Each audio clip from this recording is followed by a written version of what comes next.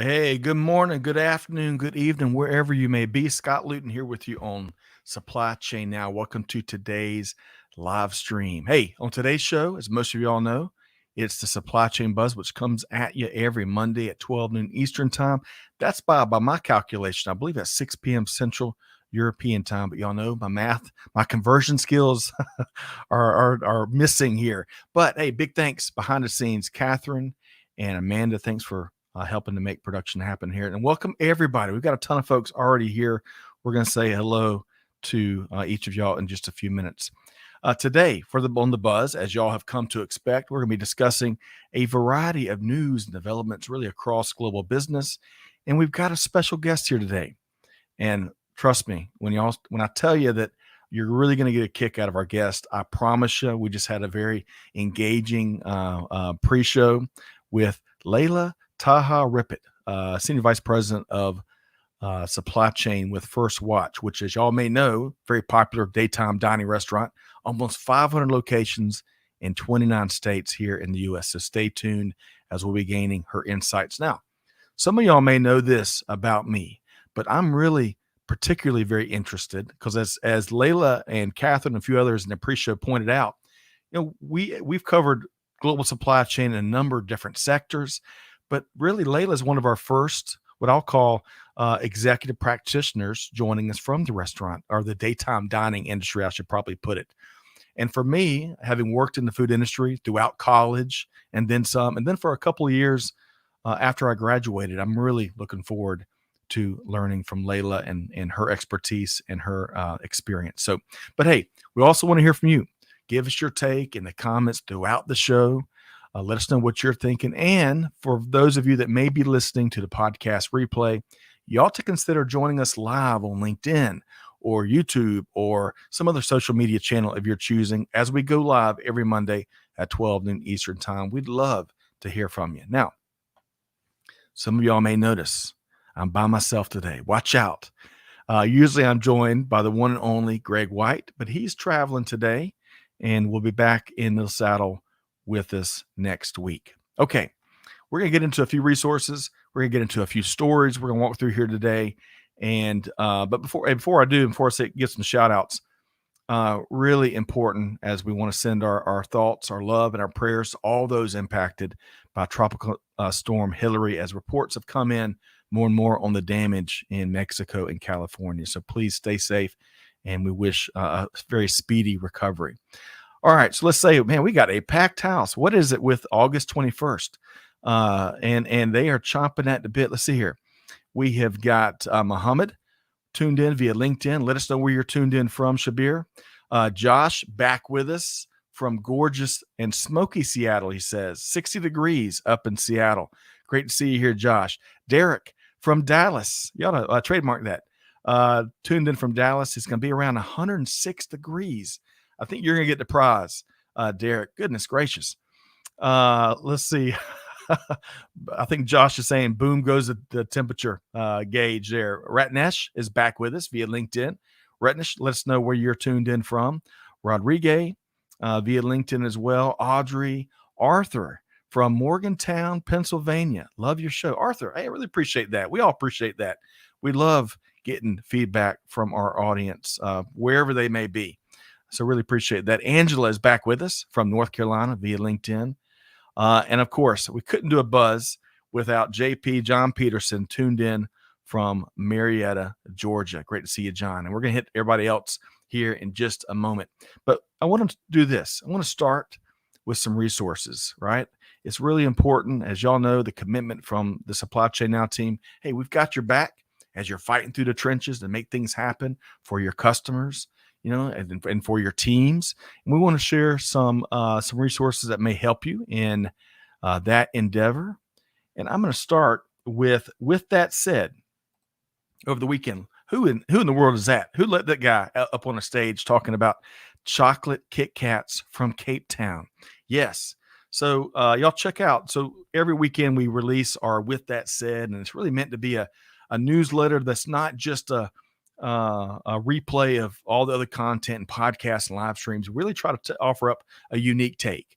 And what we talked about this past weekend was our experience that Amanda and I had when we spent some time at the SAPIX conference in Cape Town, and our kids had asked for a bunch of different treats, right? Well, as we were at the Woolworths filling up a bag of treats, which we'd have a fun time getting through customs with, but this Kit Kat stood out. And I noticed on this Kit Kat there in Cape Town that Nestle was promoting that it was 100%. It was made with 100% sustainable cocoa, and that there's a whole rest of the story there. But check out. You have to read with that said. But really, it's cool to see Nestle commit that by 2025, just less than 2 years away, all of their global supply of cocoa that they use is going to be 100% sustainably sourced. So how cool is that? Check out the link. I think we've got that here. So you're one click away from checking that out. And make sure you subscribe so you don't miss our With That Said each and every weekend. All right. So from Kit Kat to music, man, lots of our favorite things this morning here, Catherine and Amanda. We've got a live stream coming up. This would be Wednesday, August 23rd. It's my birthday. Hey, I love talking supply chain on my birthday. Hey, we're gonna be featuring Matt Spooner with Canaxis, and check out this title, quote, "Music to Our Ears, the Power of Supply Chain Orchestration." I love that, right? Well, we're gonna be talking about what that means and how that definition has continued to evolve, and some of the cool things Matt's been up to. On one hand, as he just got back from a European cycling race. I can't remember the name of that race, Catherine. Let's drop that in the link, maybe. And some of the cool things that Canaxis is up to that we'll all benefit from learning. So y'all check that out. Hey, I got to catch up on a couple comments here. Yes, Arthur, give me a break. Give me a break. I'm not sure if anyone remembers that Kit Kat commercial from the 90s, but that was certainly imprinted in between my ears. Greg, join us again from Wisconsin. Great to see you here, Greg. Salmon, hello, supply chain enthusiasts. I think that's a great title. Great looking at it. Salmon, hello to wherever you are dialed in from. Let us know. Ratnesh just tuned in from India. That's right. I remember that. T Squared says, bring on those dog days of summer nourishment. It's going to be 93 degrees where T Squared is. And I want to say he's up in the Maryland area. Correct me, T Squared. But he says it feels like 107. But it just feels hot, really hot. And Big Show Bob Bova is with us. He says a little wet and wind blown, but that's okay. Up in the mountains and high desert got the worst of it as well. An earthquake on top of things is crazy. And that's right, Bob, you're out in California. So I hope you and your family and all your colleagues are doing okay. All right. We have got one more resource before we hit our first news story that I want to share. And that would be this. We're having this conversation. Y'all check out this graphic. We were having this conversation with our friends, Dan Reeve, not Reeves, as in the Hall of Fame coach and football player, Dan Reeve from Esker, right? We had Dan join us, and he brought along, once again, Dr. Morgan Swink from Texas Christian University. Now, they have collaborated on some interesting research focused on managing working capital, and we're going to drop a link so y'all can check out that, get your own copy in the comments. But one item that stood out to me that was included was, check this out, this Global Supply Chain Pressure Index. Now, I bet this resonates with a bunch of y'all, right? But I really think it's interesting to see this pressure mapped out on a chart. It's just the latest reminder, and we've had millions of them, of our workforce and how we're all under a ton of pressure and strain to perform. And as one of the constant mantras that we don't just preach, but we act on around here at Supply Chain Now, is we got to make it as easy as we can to help them succeed, right? So y'all check that out. Also check out this report I mentioned, the Managing Working Capital, returning to a strategic end-to-end approach. Really some interesting factoids from industry driven by the data that you'll want to check out in that research piece. Okay, let's see here. I want to make sure we've got links. I mentioned that live stream. We're one click away if you want to check that out. That we can sign up for that session this coming week. T Squared Baltimore. That's right. So I'm assuming T Squared with Lamar Jackson, that he's successfully negotiated his contract extension. Maybe he's going to teach the rest of us how to do stuff like that. I bet the Ravens are in for a big NFL season coming up. Salmon, tuned in from Dubai. Man, big things happening in Dubai. Salman, our great friend Kim, Kim Winter is usually tuned in from Dubai. It's amazing what's going on there. All right. So, with all of that said, I want to get into our first story here today. And we're going to be talking about the Panama Canal. Now, some of y'all may be familiar with what's going on down in the Panama Canal. This comes to us via our friends over at the Wall Street Journal. We've got a traffic jam building up on both sides of the Panama Canal. Now, all of our listeners probably remember how for a long stretch there, we were tracking backed up port traffic across the U.S. on both coasts. If y'all remember, Greg, who spends a good chunk of his time on the island, or Hilton Head, as he'll call it, he was even calculating his own index as he watched ships sitting and waiting back then down near Savannah. I want to say we got up into the dozens of ships there, Savannah, backed up and waiting, not nearly like the traffic on the West Coast. Well, all that traffic congestion has shifted south. Now, get this. According to the Wall Street Journal, more than 200 ships are waiting on either side of the Panama Canal to transit. The primary culprit, you ask? Well, it's an extraordinary drought condition impacting really the whole region. Now, did you know, as shared by this article, the Panama Canal uses 3 times as much water as New York City every single day? Now, that adds a little helpful context. And when the rainfall is low, well, the first thing to be cut are the number of transits that the canal allows.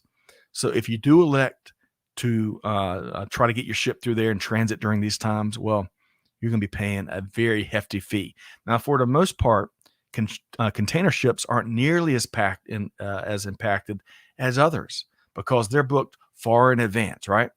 But more short notice shippers like gas carriers, well, they're running into all sorts of problems and expenses. The Panama Canal Authority, interestingly enough, has hired the U.S. Army Corps of Engineers. Yes, the same group that built the canal back in the early 1900s. Well, they've brought the Corps of Engineers in to look at possibly diverting 4 more rivers into the canal, which already currently taps only 3 rivers. All right, so that's just the first of, let's see, I think we're going to knock out 3 stories here today. So check that out. We're going to keep our finger on the pulse of what's going on there in the Panama Canal. Now, our second story, from Panama to restaurant tables and home cabinets across the country, right? From our friends over at CNBC, we're talking about a highly popular garlicky hot sauce that Americans just can't get enough of. That's right. Hoi Fong Foods Sriracha hot sauce. I bet many of y'all love this stuff on your pasta, on your pho, on your sandwiches, you name it. Many of you probably use it. It comes in that big iconic plastic bottle with the rooster and the green plastic cap, right? But for 3 or 4 years now, it's been harder and harder to find. In fact, I saw bottles selling on Amazon for about $22 this morning. Now, CNBC said it found the same going for as much as $52. So here I was scrounging, and I've got product here, and bidding will begin at about $40. So as we'll see if we can even take us up. But yeah, Catherine, I know you love sriracha. I know Amanda loves sriracha. I love sriracha on just about everything. But let's dive into what's going on here. So it's the problem mainly, there's 2 main reasons here. Number one, Hoi Fong Foods evidently got into a dispute with its longtime supplier of jalapeno peppers, which is the primary ingredient, right? For 28 years, Underwood Ranches supplied Hoi Fong Foods with peppers until a dispute hit around 2017, causing that relationship to cease. Now, that longtime supplier was cut out of the operation, and that's where the second problem comes into play. Replacing that steady stream of hot, delicious peppers, well, that hasn't been as easy as Hoi Fong Foods must have thought. Since moving on from Underwood Ranches, the hot sauce maker has reportedly tried sourcing jalapenos from farms in California, New Mexico, and Mexico. But drought and poor weather conditions has impacted these areas and its crops. Now, we'll see how this story continues to develop. As Greg points out, the tropical storm Hillary, that's going to have a big impact, perhaps, on these farm regions that we were just talking about. But on a personal note, anytime I see a bottle of this sriracha sauce, I think about where I first tasted it in a Vietnamese pho restaurant in Wichita, Kansas, of all places. I was in the Air Force at the time, and my buddies Highland Wong and Troy Boozer took me to this pho place, and I instantly fell in love with it. I mean, how couldn't you, as Catherine pointed out? So it was delicious then, it's still delicious now, and it goes with just about everything. So we're hoping that the supply rebounds. We'll see. All right, share a couple of comments here. T squared. Can you smell the greedflation? New term in this supply and demand uncertainty notwithstanding. That's an interesting comment. I haven't noticed if these bottles have gotten any smaller. I know, we got some ice cream over the weekend for my kids, and y'all know what's going on there with shrinkflation. You're getting less than what you used to get, but greedflation, new term. Josh says, can't tell you how much ramen with some sriracha he's had. Essential for college diets everywhere. Excellent point. Excellent point. Going back to the Panama Canal, Will says the canal was turning away bigger ships due to lower water. That's a good point, Will. And additionally, with the bigger container ships, what it's been having to do for years is take containers off of them and onto secondary ships so they can get the whole craft through the canal. Good point there, Will. And by the way, Will must be a big Chicago Bears fan. He says, good things in store for my Chicago Bears this year. I bet, Will. I cannot remember the name of the quarterback that the Bears drafted, that he played at Georgia, and then he went on to play with the Buckeyes. But I think he is poised for a big year. All right.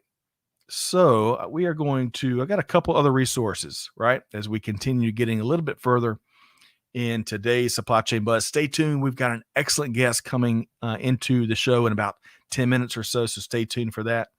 But a couple things. We invite you, we talk about webinars and live streams and so much more, right?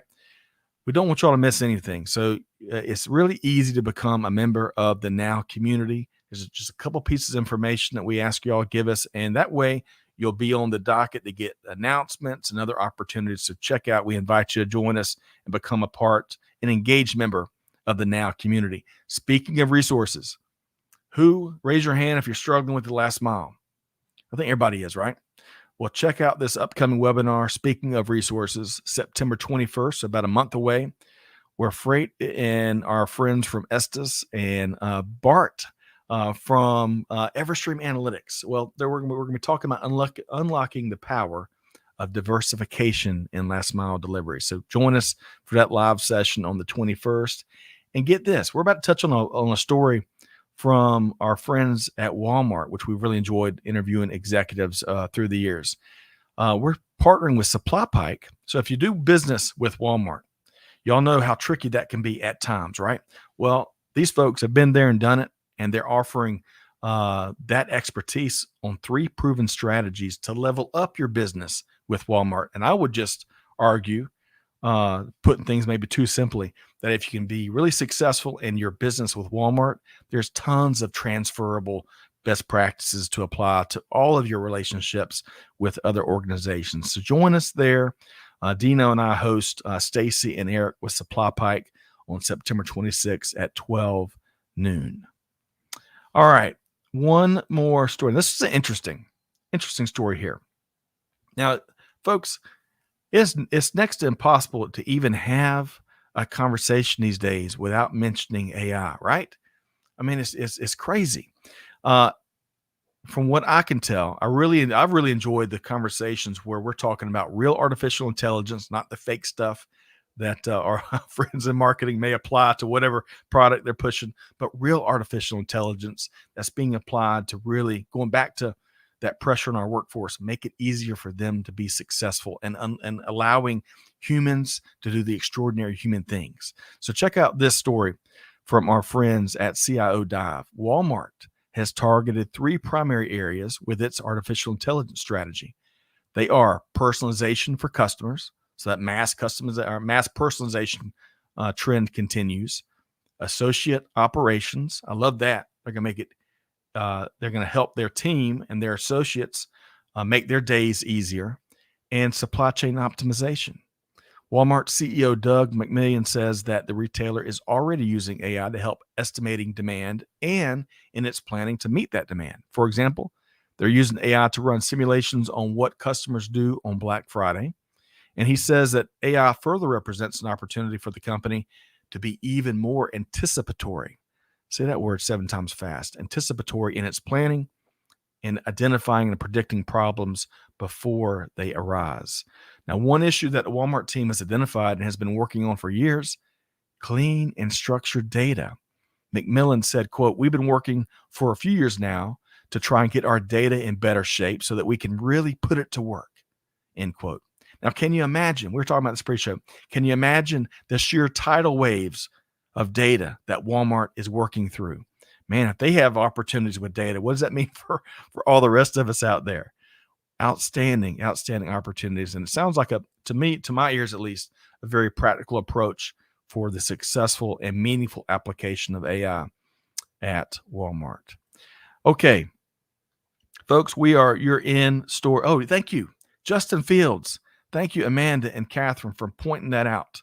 That's my first error. So Justin Fields, going back to Will, you're a big Bears fan. We'll see what Justin does this year. I bet he's gonna have a big year. And also the other thing I couldn't think of, the transcontinental race. Thank you, Catherine. Our friend Matt Spooner from Canaxus has just completed this transcontinental race, this annual self-supported ultra distance cycling race across Europe. The route and distance varies for each edition between 3,200 and 4,200 kilometers. Goodness gracious. I'd be doing something if I could just get out and do a 10-kilometer bike ride, right? All right, so stay tuned for that on August 23rd. All right, folks, I have really enjoyed, we get to spend a little bit of time pre-show before each of these live sessions with our guests and really our team, co-hosts, you name it. We had a ton of fun with our guest here today, and I am delighted to welcome in a very special guest here on the Supply Chain Buzz. Lilah Taha-Rippett is the Senior Vice President of Supply Chain with First Watch, a popular daytime dining restaurant with almost 500 locations in 29 states here in the U.S. So let's welcome in Lilah.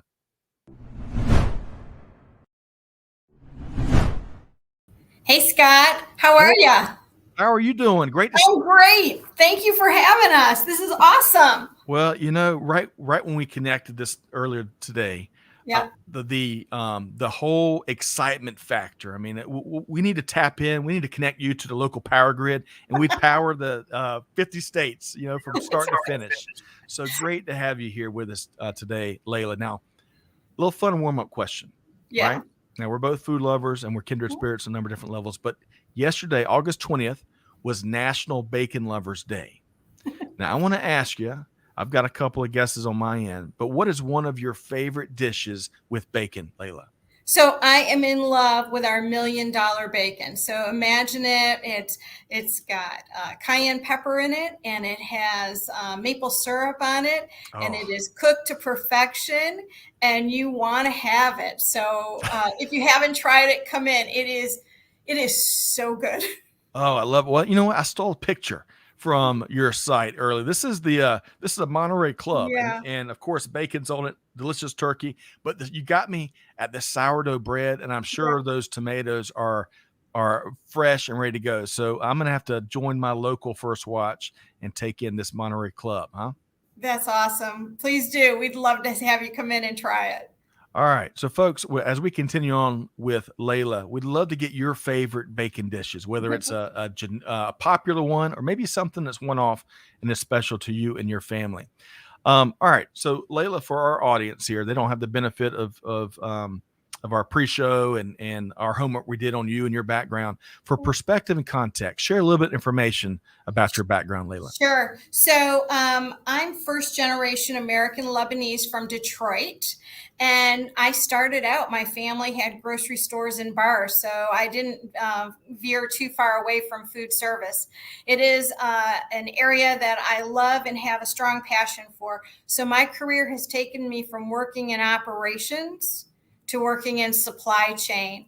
And about 7 years ago, I had the privilege and I was really excited for this offer to come through to join First Watch. So we're doing things non-traditional here for supply chain. Love to share that with you as well.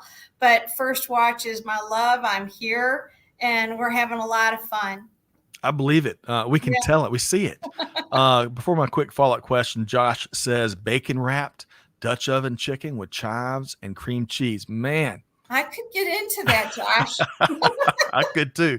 All right. So really quick question before we move on. So you grew up in Detroit, but now you're in Sarasota. Right. So any sports allegiances that you might can share with us, Lilah? Oh, you won't believe this, but every now and then I'm still watching Detroit Tigers. You know, you have to. You're here. That's what I do.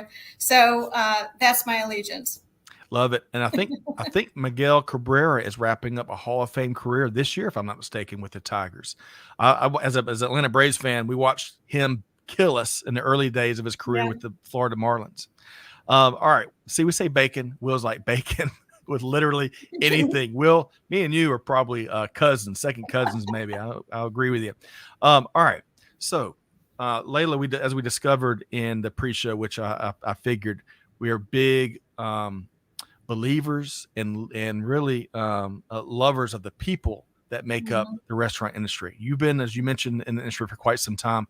What is one thing that folks don't know or maybe they underestimate about supply chain management in the restaurant industry?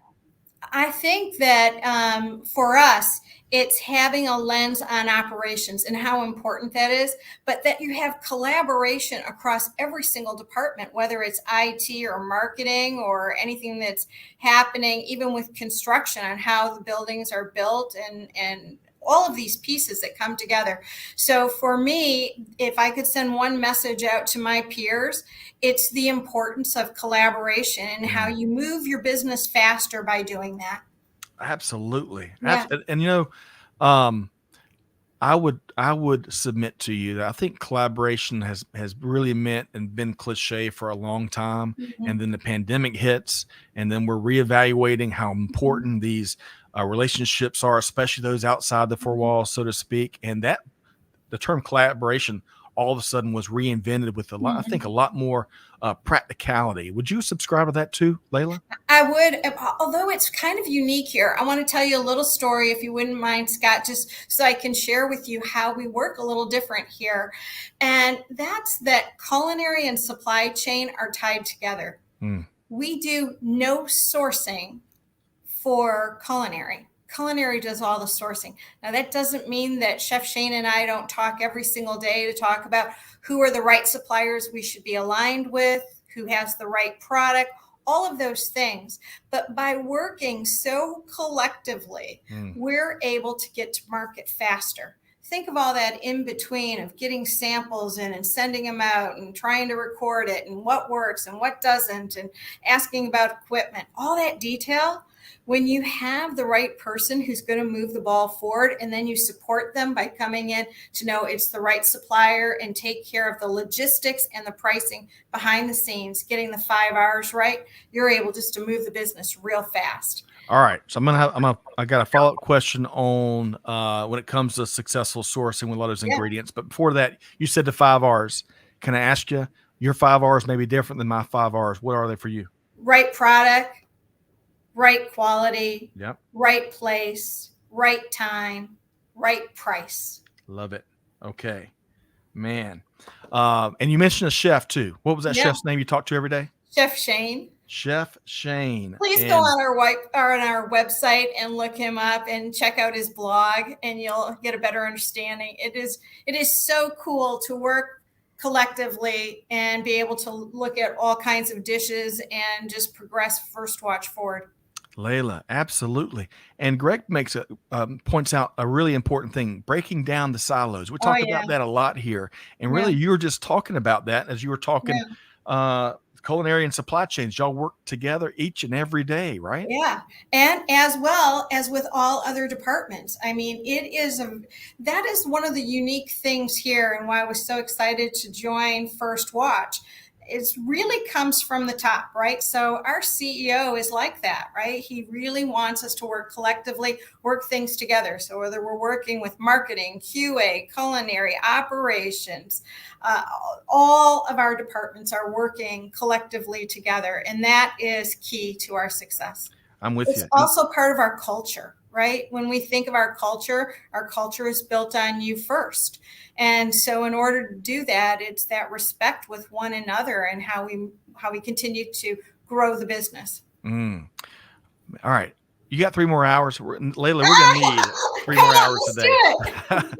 So let me back up for a second. We're going to talk about sourcing in just a second. Yeah. You shared something there that really, going back to my Kit Kat story, I was talking on the front end. Yeah. It's interesting as you were describing all this collaboration with the Nestle story, their supply chain team's successes and real outcomes as they made progress on finding 100% sustainably sourced cocoa in certain parts of the region.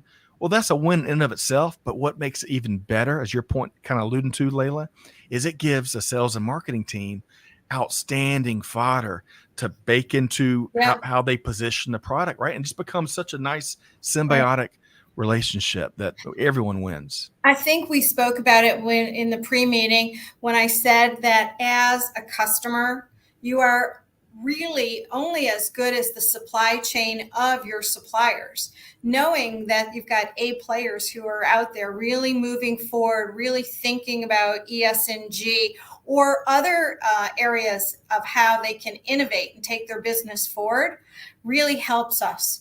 Yep. And we need to be able to do that. So we're looking, when we're evaluating a supplier, understanding their supply chain team is part of the cocktail of determining if you're going to work with someone or not. Lilah, I love that. All right. So getting back to the gauntlet, I bet that Chef Shane, probably the rest of your team, has thrown down. That's sourcing fresh, delicious products, critical priority for first watch, not going to compromise. If you could share, what's a couple of best practices, especially as it relates to the ingredients that your team has developed when it comes to successful sourcing? Right. So for us, watching and having fresh produce in our restaurants is everything. We're juicing all day long. So we're bringing in, fresh beets and fresh English cucumbers, fresh kale. Everything that we bring in, we're sending through the juicer, and that's really important. So today we're watching what's going on with the weather in California, Hurricane Hillary, to understand how that's going to impact us. All that leads to our mantra of what we do called Follow the Sun. So if you go on our website or you talk to any of our folks in our restaurant, you will hear us, or if you came and saw us here, we would talk about following the sun, using the freshest, best quality when Mother Nature tells us it's ready. Man, okay. Following the sun. And it's not, as we like to talk around here, Lilah, we don't, no lip service leadership allowed. Deeds, not words, all in the action. And it sounds like to me, Lilah, what I'm gathering from my due diligence and our conversations, that you mean what you say and you do what you say, huh? We do. We really do. And we try and do that on everything and be really thoughtful about it. It's so important that we tell a story and we serve good quality, right? Quality and culture go together for me. When I think about that, serving quality and your culture together, those are the winning ingredients.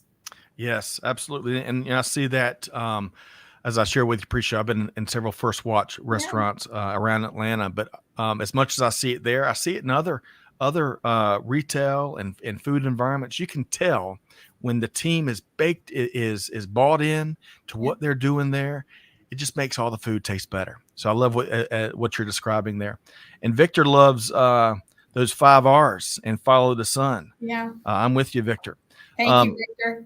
All right. So let's go broader a little bit here, right? We were kind of talking about in a tactical ingredient level when it comes to sourcing, but generally speaking, I would argue, has been illustrated once again in recent years, if not a million times in recent years, building strong, mutually beneficial relationships with your suppliers, extremely important in global supply chain. You need them on the good days, you need them on the bad days, and all points in between. As you survey that, and what you're leading and contributing to now with First Watch, what's a couple of core elements that are really critical to your approach when it comes to building those relationships with suppliers? So for us, it's being transparent with a supplier. I don't know if your audience knows this, but I want to share that we run 5 limited time offers a year. So every 10 weeks, our menu is changing. So imagine sitting down with a supplier saying, do you want to work with us for 10 weeks? We're probably never going to talk to each other again. That's kind of a hard sell and a hard buy, but that's Right. what we do. So that's important, right? Because it helps us to set something new for our consumer. And what we do that I think is unique is that we set a proving ground in Tampa, where a year in advance at the same time of the year that LTO is running. Today happens to be the start for our national fall LTO. But if you were in Tampa, you would see what we're going to run in fall next year. Okay. So that allows us, think about your automotive speakers who have come in and that audience and how they have proving ground. We do that as well. And it is an unusual thing and a unique thing to First Watch restaurants. Man, I love that. So down in Tampa, you've got Yeah. the Skunk Works, the proving grounds, The proving where grounds. Yeah. as you have these conversations and vet these suppliers and really get to know their supply chain chops, as you put it earlier, Yeah. you're like, come on in and prove it. Yeah. And they come down to Tampa, and if they make it, they'll be worked into the schedule about this time next year. Is that about right, Lilah? That's exactly right. We are running to see, how does it work? Do we have the supply? Does it work on the equipment? How easy is it for operations? Can we get it through our last mile all the way to the back door? All of those tactical points are worked through, including as we're building more restaurants, how much more do we need? Because we follow the sun, because everything's fresh, we have to know supply and demand matters here at First Watch so we can get in front of it. I mean, there's only one season to go, fishing for salmon as an example. All right. So Lilah, one initiative I in particular wanted to ask you about is this Project Sunrise. Oh, yeah. Sourcing coffee beans down in Colombia, South America. Tell us more about that.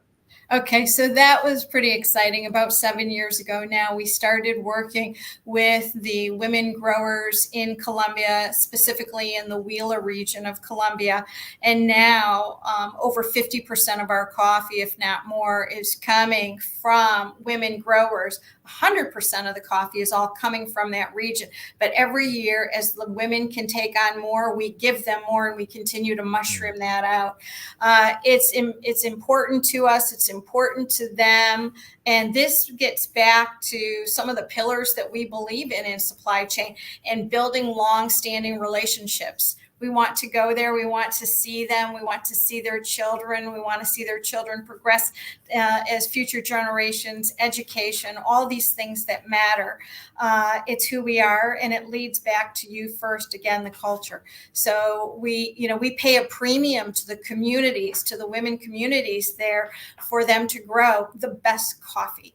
And most people would look at that and say, wow, usually in supply chain, it's all about cutting the pennies. I never want my team to think in that fashion. I want us to think about growing the business, growing quality, growing sales, all of those things. So, I'm really quite pleased and thankful that our leadership team as well is engaged in this program. Lilah, I'm with you. And so much comes to my mind as you shared that. One of the things is, I think traditionally, like old fashioned, folks look at supply chain where they can save a buck. But what you're describing is truly forward looking. Hey, here's how we do supply chain. Here's how we lead supply chains now. And then secondly, man, y'all are changing lives down in Colombia. What we need to do, Lilah, is next time you join us, let's bring one of those coffee bean entrepreneurs and farmers, and let's share their story with our audience. How about that? We would love that. We would love that very much. And there are a lot of growers, farmers here in the U.S. that we use, and how we're getting our maple syrup out of Vermont from a small little company. We don't even have any restaurants in Vermont, but Vermont's important. Not yet. right? Not Not yet. yet. That's right. That's right. Hey, really quick as I continue on with Lilah Taha-Rippett with First Watch. Michelle tuned in from Chicago. I bet you're a fellow Bears fan, maybe, Michelle. Great to see you. Gino from North Alabama. Great to see you, Gino. And Lilah, one of my favorite guests each and every week. My mom, Leah Luton, joins us from Oh, Aiken, South Carolina. Hello to you. Love you, Mom. hello. That's the best. All right. So I'm going to ask you a couple quick final things before we wrap. But one of the things I want to specifically touch on, and you kind of alluded to it there, as we discovered in the pre-show, I think I was sharing with you that I was in the restaurant industry throughout college. I started by bussing tables at a place called Lavecchia's in Columbia, South Carolina, earning my way into being able to wait tables. I never was the best server. I could handle maybe 2 tables at one time, but I love the people. And that's really where I want to ask you about, Lilah, because whether I was bussing tables, bartending, waiting tables, the people that make up the restaurant industry, front of the house, back of the house, suppliers, you name it, they're just some of the best people I ever rubbed elbows with. Yeah. And really, you talk about how we like to celebrate the human factor. Yeah. Man, it's still to this day, if you don't tip somebody well, I got to put you on my bad list. I just can't, I got to. But Lilah, speak, if you would, before we start wrapping here, your view on the people that make up the restaurant industry. So I'm so glad that you asked about that, because I think that we are a unique group of individuals. One of the things we do is we do a coach, teach, train session here called FARM, which is First Watch Academy of Restaurant Managers. We bring people in for a full week, and they are immersed in our culture and what we do. One of the things that I say to these new managers when they're here is that there is an army of people behind you wanting to make you successful in everything you do. And I think as supply chain professionals, we forget about the army of our suppliers and the logistic folks and the selectors and pickers and everybody, whether it's customer service, the accounting teams of others. Every single person is working towards the same goal. I truly believe that nobody comes to work to do a bad job, right? And if you think positive about that and how you can help people, but that our teams walk away knowing that there is an army of suppliers who are here, happy to be part of First Watch and happy to help us grow. So that's how I think about it. I love it. The whole ecosystem, the whole village, the whole community, and we can't leave any of them behind, right? No. One of the things I'm kind of picking up is your personal approach, maybe part of the First Watch approach as well, is business has got to be good for everybody, right? Yeah, these are also the people who you want them. They're delivering at your back door, but how about on Sunday, them coming in and eating in your restaurants, coming in the front door, right? Yeah, that's an excellent point. All right. So Lilah, as much as I hate to do, we got to start to winding things down, but I want to ask you a couple of quick questions. And I bet this next question, we could fill it up for a couple hours, but if you had to think of one more thing in a nutshell of what folks should know about First Watch that may be expanding somewhere near their homes and communities, what would that one thing be? That we care and that we are excited to be in the communities, and the communities matter to us, and come out and see us, meet us, and see that we have people from your community working in our restaurants. Love that. And I tell you, you're the same person in front of the camera, so to speak, as you are behind that. And when you talk about transparency and trust and that consistency that's so important, that really comes to my mind. So I want to, you just mentioned how you and the First Watch team, big believers and very active in communities. And now you lead by example here, Lilah. So you and your husband, Brian, big supporters of the National Multiple Sclerosis Society. Right. Why is that important to you? And if you were to share a way that maybe our listeners can help, what would you share there? So there are 3 family members, including my husband, who has multiple sclerosis. And we work every day, and he's on the board, and I support everything we can do to further research for this disease, early diagnosis, and someday a cure. So as you were talking about bicycle riders in the earlier segment, there is an MS National Bike Ride in almost every community. come on out. Come on out and ride your bike. It's not a race, it's a tour. It's not a race, it's a tour. I And love. yeah, come on out. And every penny that you work towards and help to bring goes to research. And not many organizations can say that. So I thank you so much for giving me this moment to share that. That's just so thoughtful of you. So thank you, Scott. Well, hey, Lilah, we try being really active, and doing good is really important to our Yeah. culture and DNA. It's in our bones here. And I really appreciate your you and Brian's steadfast commitment to leading by example and making an impact. So, folks, check out the bike race in your community. I love what Lilah said there. It's not a race. It's what'd you say? It's not a race. It's a tour. It's It's a a tour. tour. Yeah. There are some life transferable elements to that Yeah. perspective, Lilah. I Right. really love that. All right. So I bet we have created a bunch of new Lilah Taha-Rippett fans out there across our audience. And if folks, how would you invite them to learn more about you or First Watch? Two ways. One, hook up with me on LinkedIn. I welcome everyone. I'm a big believer in supply chain. You are all puzzle makers, and it is important to connect. I love that. And the second way, it's supply chain at firstwatch.com. Don't Okay. be shy. Reach out to us. Supply chain at firstwatch.com. Okay, wonderful. So, folks, if you want to take a tour on that proving ground down at Tampa, I think Lailah's showing the way. So, and daring you to be a part. Love what you are building. I tell you, Lilah, I wish I had this chat before I went and enjoyed my meals at First Watch. It would have changed everything. So, I'm gonna really be looking and absorbing it all on my next visit, huh? Good. Enjoy it. We send hearts out to everyone, and thank you so much for including us. You bet. You bet. All right. So, Lilah, don't go anywhere. We are going to wrap with you here. Folks, hopefully you enjoyed. I tell you, I promise you a great guest, one that brings it both content, perspective, expertise, but that personality, the 5 R's, the you first culture. I really love that. That's a great t-shirtism. Folks loved Josh and Catherine and many others. That's a great t-shirtism. It's not a race, it's a tour. Right. Josh, I'm with you. I am with you. But folks, want a big thanks to all of y'all, of course, for being here. Big thanks to Amanda and Catherine behind the scenes for helping to make production happen. Big thanks to our guest, Lilah Taha-Rippett, Senior Vice President for Supply Chain at First Watch. Lilah, thank you so much for joining us here today. Thank you, Scott. Thank you, everyone. And most importantly, folks, hey, Scott, on behalf of our entire team here, Scott Luton challenging you, hey, be like Lilah. Do good.